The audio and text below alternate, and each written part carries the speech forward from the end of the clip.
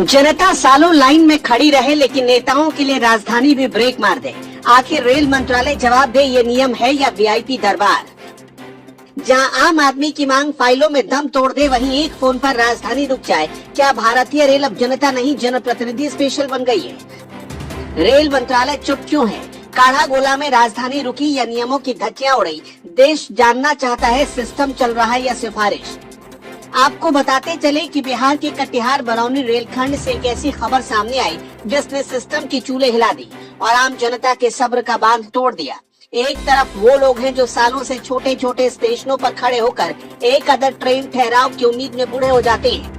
आवेदन पर आवेदन, धरना प्रदर्शन, जनप्रतिनिधियों से गुहार, लेकिन नतीजा फाइलों में दबी मांग और ठंडी पड़ती उम्मीदें। कोई मेल एक्सप्रेस रुक जाए, इसके लिए वर्षों का इंतजार, और दूसरी तरफ सत्ता का असर।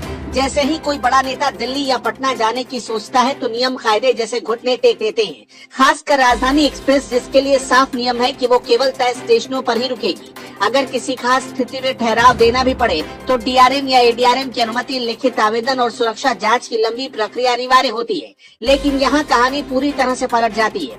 पूर्णिया की सांसद राजेश रंजन और पप्पू यादव, जो अपने बयानों और कामों को लेकर अक्सर विवादों में रहते हैं, एक बार फिर सुर्खियों में। कहा जा रहा है कि उनके प्रभाव के चलते कटिहार जिले के काढ़ा गोला रोड रेलवे स्टेशन पर राजधानी ट्रेन रुक जाती है, सिर्फ उन्हें लेने के लिए। तस्वीरों में साफ नजर आता है कि राजधानी प्लेटफॉर्म पर खड़ी और सांसद महोदय सीधे H1 यानी फर्स्ट क्लास एसी कोच में चढ़कर रवाना हो जाते हैं। जिस वक्त वो ट्रेन में चढ़ रहे थे, ना उनकी हालत बिगड़ी थी और ना वो अस्वस्थ थे। वो बिल्कुल स्वस्थ मुद्रा में ट्रेन पर चढ़े और लोगों का अभिवादन करते हुए आगे बढ़ गए। अब सवाल ये है कि क्या एक सांसद की सुविधा के लिए रेलवे के नियम बदले जा सकते हैं? अगर हाँ, तो फिर आम जनता के लिए नियम क्यों इतने सख्त हैं? लोगों में गुस्सा है, तंज है। जनता लाइन में खड़ी रहे और नेता के लिए ट्रेन लाइन बदल दे, ये सिर्फ एक ठहराव नहीं बल्कि वीआईपी कल्चर का खुला प्रदर्शन है। हालांकि तस्वीर का दूसरा पहलू भी है। ये वही पप्पू यादव हैं जो हर बड़ी घटना या हादसे के बाद सबसे पहले मौके पर पहुंचते हैं, पीड़ितों का दर्द बांटते हैं, मदद करते हैं और सांत्वना देते नजर आते हैं। लेकिन अब सवाल उनके लिए इस नए रेलवे एपिसोड पर खड़ा हो गया है। क्या जनसेवा के नाम पर नियमों को दरकिनार किया जा सकता है? सबसे बड़ा झटका तब लगा जब इस पूरे मामले पर सोनपुर रेल डिवीजन के एडीआरएम सुमन कुमार से बात की गई। तो उनका कहना था कि चेक करना पड़ेगा, चेक करके बताता हूँ। जिसके बाद उनको फिर से 2 घंटे के बाद कॉल किया गया, जहां उनका कोई जवाब नहीं आया। मतलब फोन तक रिसीव करना मुनासिब नहीं समझा एडीआरएम साहब ने। अब सोचिए, जहां राजधानी ट्रेन रुक रही है वहां के अधिकारी ही अनजान है।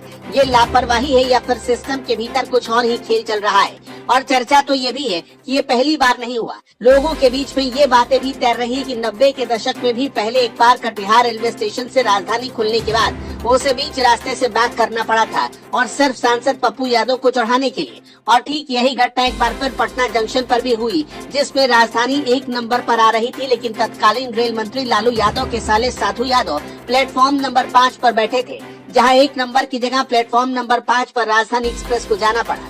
इस बात की पुष्टि हम नहीं करते। अगर ये सच है तो ये रेलवे के नियमों की खुली अवहेलना है। अब मामला सिर्फ एक सांसद या स्टेशन का नहीं रहा, बल्कि ये सवाल सीधे भारतीय रेल की साख पर है।